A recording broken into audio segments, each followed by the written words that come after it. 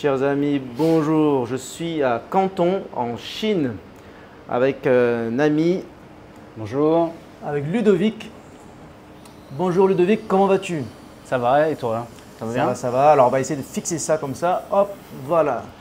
Et bon, c'est ma première fois à Canton. Ravi de te rencontrer en personne parce qu'en fait, on est en contact depuis au moins 2 ans. Voilà, depuis les élections présidentielles. Donc on a changé, on a gardé un contact, Bon contact, depuis. ouais. Et bon voilà, ça fait plaisir de se voir en personne. Alors est-ce que tu peux te présenter, notamment nous dire voilà, ce que tu fais, d'où tu viens en France et ce que tu fais en Chine, depuis combien de temps? Alors, je m'appelle Ludovic Vazillon, je suis en Chine depuis environ une dizaine d'années.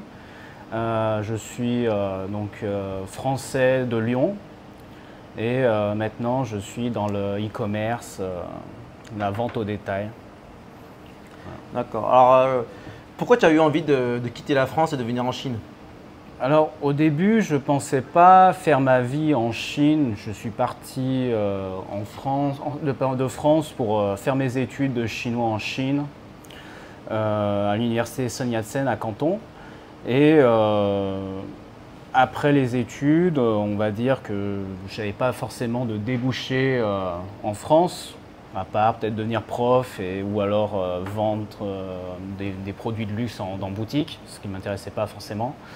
Et donc j'ai décidé de rester sur place, de faire une entreprise sur place et de faire donc du e-commerce parce que c'était ce qui était le plus simple et qui me permettait en plus d'avoir assez de temps pour continuer à étudier le chinois, la culture et tout ça. D'accord. Voilà. Donc là maintenant tu es basé à Canton, tu es en Chine, tu parles chinois, tu vis comme un Chinois mais avec toujours un lien avec la France. Voilà. Donc je vois pas mal de tableaux ici. Alors tu es quoi? Tu es un grand fan de l'histoire de France, c'est de la culture, c'est quoi? C'est patriotisme? Est-ce que tu peux nous en dire plus? C'est patriotisme, oui, mais c'est surtout un amour pour l'histoire, parce que je pense que le plus important c'est de savoir d'où on vient et de garder des racines. Après, elles peuvent être, on peut avoir des nouvelles racines petit à petit à force de vivre à l'étranger et puis de s'intéresser à une autre culture. Mais il faut rester il faut savoir d'où on provient, quoi. D'accord. Est-ce que la France te manque? Est-ce que tu as envie de venir rentrer en France bientôt? Actuellement, vu la situation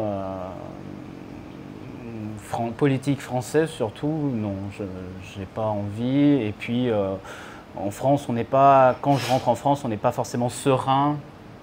La vérité, c'est qu'on parle beaucoup de liberté en France, mais je pense que si on n'a pas la sécurité, la liberté, elle n'est pas complète. Et en Chine, ça fait 10 ans, je n'ai pas rencontré un seul problème de sécurité en Chine.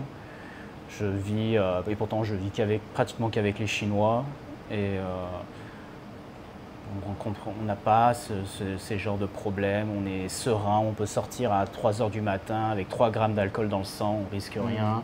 On peut avoir j'ai un ordinateur Alienware qui coûte 3 000 €, je le laisse au Starbucks, je rentre chez moi, envoyer mes colis, je reviens, il est toujours là. Ça se passe pas comme ça. Voilà, c'est des choses qui sont impensables en France.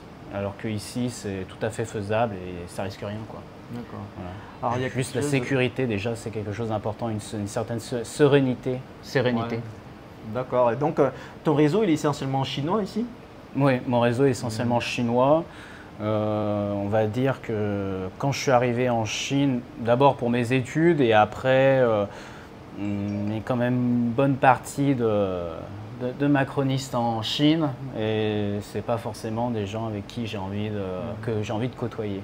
Voilà. Ouais, parce que j'ai l'impression qu'il y a un petit peu une contradiction dans le fait où tu es patriote, tu es français, mais en fait finalement tu vis pas trop avec des Français, tu vis avec des Chinois, mais en fait on comprend parce que tu dis que il y a tellement de macronistes, donc c'est vraiment un facteur important dans tes relations humaines. Parce que les Chinois ont gardé un côté déjà conservateur, même si on explique communiste qui a détruit et tout ça, c'est assez faux. En réalité, quand on connaît les Chinois, c'est assez faux. Et ils sont patriotes. Ils sont plus que patriotes. Ils sont chauvins. Ils ont un certain degré de chauvinisme. Voilà. Et donc, je suis plus en accord avec eux qui sont vraiment patriotes, qui aiment leur pays et qui aiment d'ailleurs peut-être un peu trop leur pays à certains points de vue, mais qui aiment leur pays comparé à des Français qui sont des gens sans racines, quoi. Des gens sans Et on racines. le voit de plus en plus par rapport, par exemple, à la cérémonie des JO, qui est très critiquée en Chine. Ah Donc, oui, oui. Ce que tu m'as dit tout à l'heure, les Chinois ont l'impression que les Français ont perdu leur racine, leur identité. Il y a c'est plus la France. il y a beaucoup de parents de Chinois ou de Chinoises qui ont vu, des personnes plutôt âgées, qui ont vu cette cérémonie-là et qui disent à leurs enfants qu'on est plutôt des dépravés. Donc ça peut certainement poser problème dans certains couples, quoi. Et ça te pose problème à toi un petit peu parce que tu connais pas mal de Chinois, donc les gens se méfient des Français Voilà, un petit peu. et ben, Tu c'est m'as pas dit tout à qu'ils l'heure se qu'ils te méfient, trouvaient, c'est pas qu'ils se méfient, mais quand maintenant on leur dit que tu es français, ils vont te demander qu'est-ce que tu as pensé de la cérémonie d'ouverture. Ouais. J'en suis déjà au 4e ou 5e chinois dans mes connaissances qui me posent cette question-là. Et c'est chiant parce que tu te dis, oh là là, mais ça c'est la France, mais moi je suis pas comme ça. C'est ça que tu es un petit peu obligé de te défendre comme ça. Après, ils me connaissent, mais bon, ils savent plutôt mes idées, mais effectivement, ils pensent qu'il y a quand même de plus en plus un souci avec l'Occident. Avec l'Occident, pour eux, c'est surtout l'Occident. Hein. Un Français, c'est l'Occident. Et qu'on apporte de mauvaises valeurs, surtout. Alors tu viens de parler de tes idées. Est-ce que tu peux définir tes idées brièvement? Par exemple, là, de quel parti ou de personnalité politique tu te sens le plus proche si tu regardes la politique française de loin le camp patriote. Après, comme j'ai dit, moi sur mon Twitter, je suis perdu entre le souverainisme et puis l'identitarisme, parce que je pense que les deux sont importants. La France, pour moi, elle doit rester, comme je vais peut-être choquer, mais elle doit rester blanche. Après, j'ai pas moi, je pense surtout que la couleur de peau n'est pas vraiment le plus important, mais c'est la couleur du cerveau, de ce qu'on pense. Majoritairement blanche. Oui, majoritairement blanche. Mais le plus important, c'est la façon de penser. Moi, je suis en Chine, je me suis mis à penser comme un Chinois. Si je rentre en France, je me mettrai à penser comme un Français. Je pense que c'est ce qu'on devrait demander à tous les étrangers qui veulent vraiment vivre en France, de faire, de s'acclimater. Après, comme je pense, le souverainisme, c'est bien. Quitter l'Europe, c'est peut-être pas forcément une bonne idée ou une mauvaise idée. Je ne suis pas forcément d'idées préconçues. Il faut être ouvert sur la question. Voilà, il ne faut pas être obsédé par le Frexit, mais voilà, il faut en parler. Je n'ai pas forcément d'idées définies là-dessus. Je sais juste que si les pays alentours de la France deviennent des pays musulmans, je ne suis pas sûr que ça va servir la France. Voilà. Donc, non seulement il faut protéger la France, mais il faut également protéger les pays aux alentours. Voilà. Okay. Alors, tu parles beaucoup donc on a parlé des macronistes, on a parlé des Chinois, on a parlé de toi, donc tu les définis plutôt comme patriote, souverainiste, identitaire. Donc j'ai l'impression que tu me dis quelque part que les Chinois que tu connais ici, ils sont eux aussi patriotes, souverainistes, identitaires, un peu comme toi, tes idées françaises. Et peut-être un petit peu, il y a une contradiction avec les Français patriotes qui sont en France, qui nous regardent. Eux, ils ne comprennent pas forcément, j'imagine, et je me mets à leur place quand ils vont voir cette vidéo. Certains vont dire, bon déjà, classique, ils vont dire patriote au carton, tu es patriote, tu as quitté la France, ça c'est une chose. Mais la deuxième chose, il y a beaucoup de patriotes qui critiquent la Chine. Ils disent que c'est un système communiste, machin, dictature, etc. Alors que toi, tu es dans leur camp. Qu'est-ce que tu leur dis pour leur faire comprendre? Par exemple, s'ils me disent que je suis quitté la France, donc je suis un patriote en carton, est-ce que Bernard Lugan est un patriote en carton? Il a vécu une bonne partie de sa vie en Afrique. Okay. Bon, il est revenu en France. Oui, il est revenu en France. Mais à quel âge il est revenu en France? Donc, voilà. Il a vécu une bonne partie de sa vie en Afrique. C'est un bon exemple. Oui. Voilà. Et puis même, il faut quand même créer des ponts avec les autres cultures. Il faut quand même qu'on ait des gens qui connaissent la culture des autres pays et que ça puisse plus tard servir son propre pays. Voilà. Même si maintenant, c'est pas le cas. C'est pas le cas non plus pour Bernard Lugan, mais bon. C'est assez important de pouvoir avoir des spécialistes dans les autres cultures et puis pour justement pouvoir commercer avec ces cultures-là, discuter, comprendre, faire des rapports, des choses comme ça. Alors, qu'en est-il maintenant de la Chine?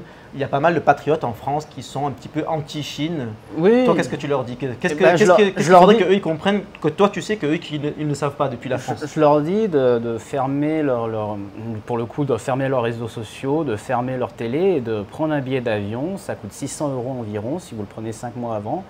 Et vous avez 15 jours maintenant sans permis, sans visa pour venir en Chine visiter. Et vous pouvez visiter tout. Vous pouvez même aller au Xinjiang si vous voulez voir les Ouïghours enfermés dans leur camp. Voilà. Mais vous allez voir le soi-disant crédit social et toutes ces choses-là, si ça existe ou pas.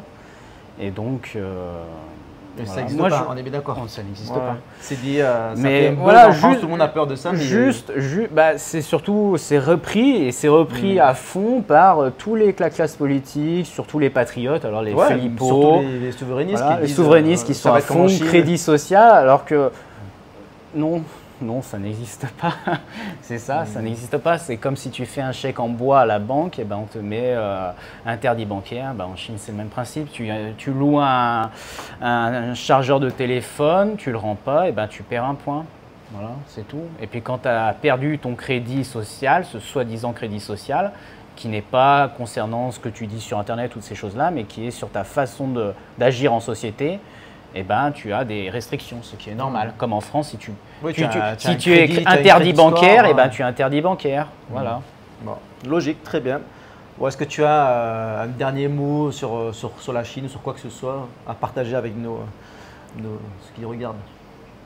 Non, mais je pense que beaucoup de monde ferait bien de venir en Chine, de s'intéresser un peu à la culture chinoise, un peu à la philosophie chinoise, par exemple au yin et yang, que c'est pas toujours tout noir ou toujours tout blanc, que personne n'est le mal absolu ou que personne n'est un saint. C'est la philosophie chinoise. Donc surtout s'intéresser à la philosophie chinoise, à s'ouvrir l'esprit, à comprendre un peu plus, un peu mieux le monde que de rester en France et surtout de toujours voir ça via le prisme des réseaux sociaux et tout ça. Je pense que le mieux, ça serait quand même pour beaucoup de gens de venir un peu visiter, voir de leurs propres yeux ce qui se passe. Et je pense que beaucoup vont changer leur façon de penser à propos de la Chine. Très bien. Mais merci beaucoup, Ludovic. Mais merci à toi.